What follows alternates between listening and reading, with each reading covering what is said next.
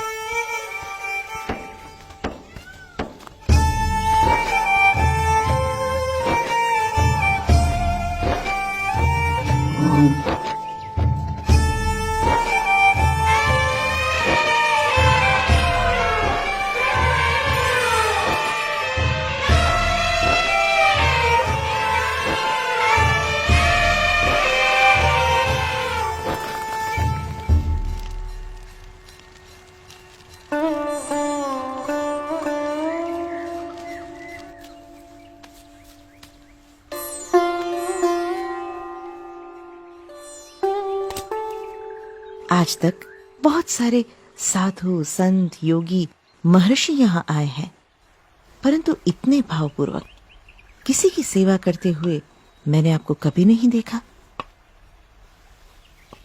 कौन है ये?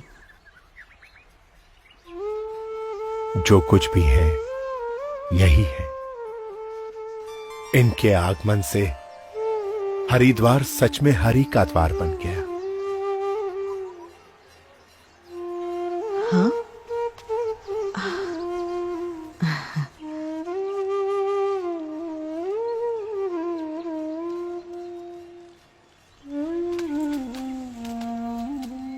आपकी बड़ी कृपा कि आपने हमें दर्शन दिए।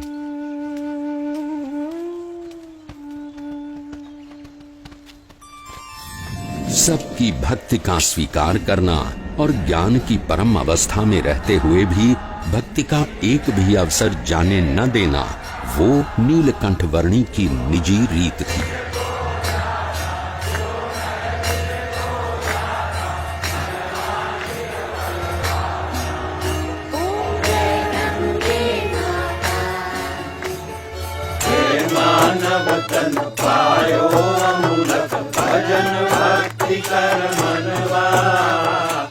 जन्माष्टमी के दिनों में नीलकंठ वर्णी तपोवन आ पहुंचे।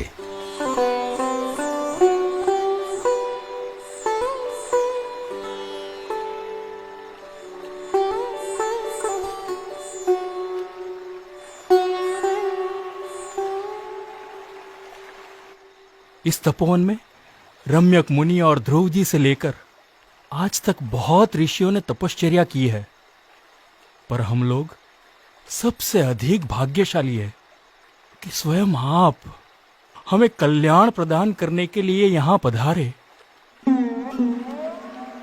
मैं मुमुक्षुओं से मिलने के लिए सदैव उत्सुक रहता हूँ। धन्यवाद प्रभु।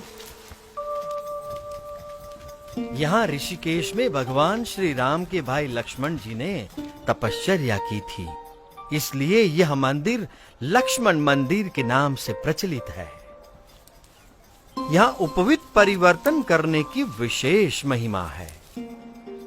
मनुष्यों और परमात्मा के बीच का एक मार्ग प्रस्थापित करने के लिए कटिबद्ध और भवसागर में डूब रहे जीवों को उबारने के लिए संकल्पबद्ध नीलकंठ वर्णी ने गढ़वाल प्रदेश में अपनी कल्याण यात्रा को आगे बढ़ाया।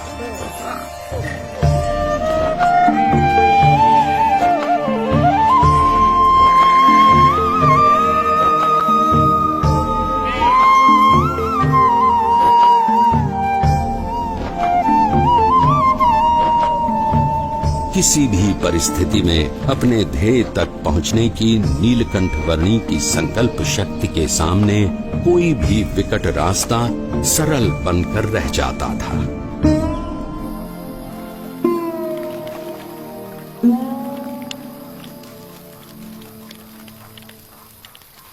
अरे उस बच्चे को देखो, इतनी ठंड में इतने कम कपड़े, ये जिंदा कैसे रहता होगा?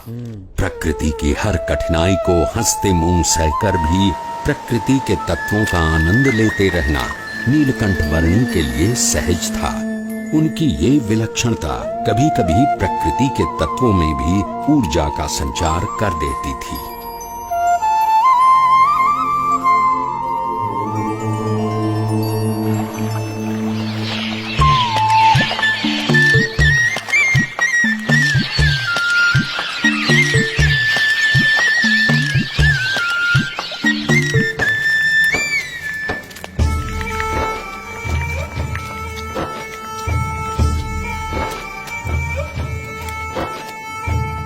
ये मनभंग पर्वत है और वो चित्तभंग पर्वत, और वहां दूर नदी के किनारे जो दिख रहा है वो है श्रीपुर गांव।